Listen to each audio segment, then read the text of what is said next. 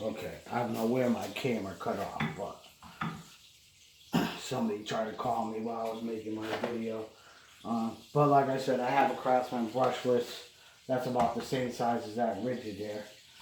This is actually, I don't know, maybe an inch and a quarter smaller than my Craftsman brushless, but I think this is more power than my Craftsman brushless, and my Craftsman brushless drill is not even a year old. I bought that right as soon as it came out. And you could use all the adapters. Of course, I have all the Dewalt ones here, but I have tons and tons of bits and adapters. But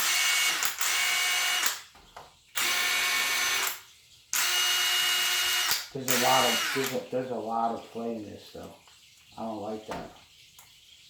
But yeah, there is lots of play in this. Lots of play in there. Okay, there's one thing I kind of don't like about it. There's a lot of play in this tool. Let me see something. Well, I think most of them. Oh yeah, same thing. Okay.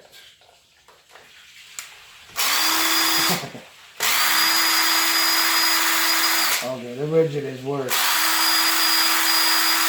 And I have a brand new set. I have actually a brand new set of these rigids in there.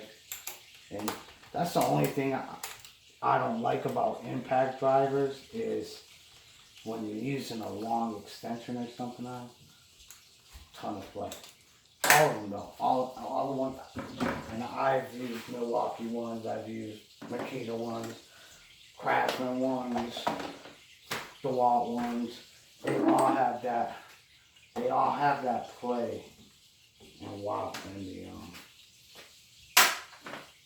and the chuck and the 1/4 inch chucks, they all have that. I mean, what I do when I start a screw anyway is I usually hold my hand there because I use something like this, the Makita magnet, or I'll use, of course, Dewalt has one too. I guess these are kind of new from Dewalt. The little magnetic.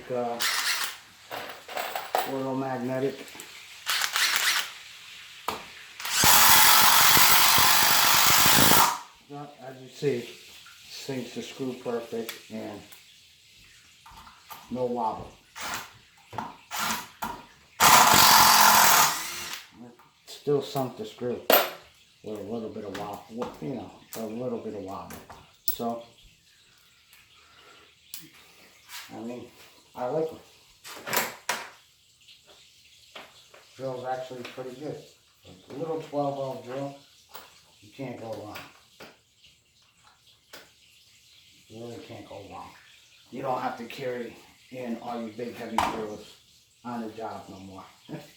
Which is good for me because I like to run in and out. I do a lot of different types of work, different types of jobs, fixing cabinet doors for landlords and stuff like that. So if I don't gotta lug in,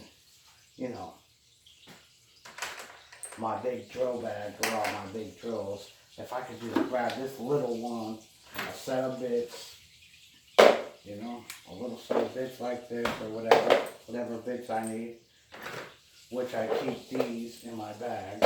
This is a brand new set I bought when I bought the screwdriver. And then I bought this set here a couple months ago, maybe. This Dewalt one. I like the Dewalt impacts. As you see though, if you look at that bit, I already wore that bit. That was one shot.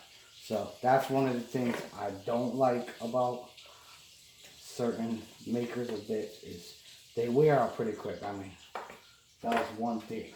These Dewalts are awesome. These bits I've used I've used this over 100 times.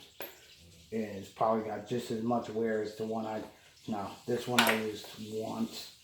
The tip of that is like worn down. This one I used, these ones I've used, this one I probably used 100 times right here, you can tell. But it still works. So I'm still gonna use it. I used a bit. Once they start slipping, that's it. That's why I have so many bit sets. I have Milwaukee ones. I have tons of these bit sets. In every bag that I have drills, my drills in, I have multiple sets of bits. So no matter what bag I grab to go into a job, I don't have to run back and forth to my truck because when I go shopping for bit sets, I look at these. You gotta check, of course, that silver one in there. That's one of these Dewalt ones, because I have a whole little.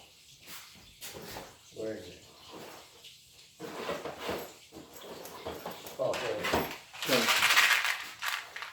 this whole pack of bits, which has tons of number 2s and P25 torques, that came with this set. So, and I think this was like $20. So, but when you're buying bit sets, you really gotta look at the bits in the case when you're buying bits, because what happens is, I mean, mine have all the bits now because I bought these 2 cases, and whatever this one didn't have, I took out of this case and put up here. Whatever this one didn't have, I took out of this case and put down there. So I know that I have all the basic bits that I'm gonna need, because I hate going onto a job and going, you know, if I'm in a building or something, or in a house, and I go all the way upstairs, 3 stories, which I do a lot. I'm always up and down, up and down. And I don't have, and I get all the way up there, and I open a bit set like one of these, and then I find a screw on the job that I don't have a bit for. Then I gotta run all the way back downstairs again to my truck, go grab another set of bits, and come all the way back up. So what I do is I got multiple, like I said, of these sets, and I make sure when I buy these, I have, see, like this one here. Okay, I got one flathead in here, but let me see. Okay, here we go. For example, if you look at these bits here, both of these sets, here's a square drive here. Look at how tiny and small that square drive is. Okay, I think that's like a number 1. I can't even read it, but yeah, it's a number 1. Okay, now there's no number 1 in here. I mean, the odds that you're gonna find a square drive are probably not likely, but still, they're there. You find it. Let me tell you, I find them. I find all kinds of screws in all kinds of crazy places that they don't belong, because, you know, and when you're doing like maintenance on houses and fixing cabinets and fixing stuff for landlords, you know, these people that rent the apartments or whatever, they just, if something breaks, they just throw any screw in there. So you never know, you really never know what kind of screws you're gonna run into. So, like I said, I got multiple bits, and when I buy them, I look at the bits really good to make sure that I have a nice selection of bits in these cases. Because some of them give you like really junk. And well, not junk, but like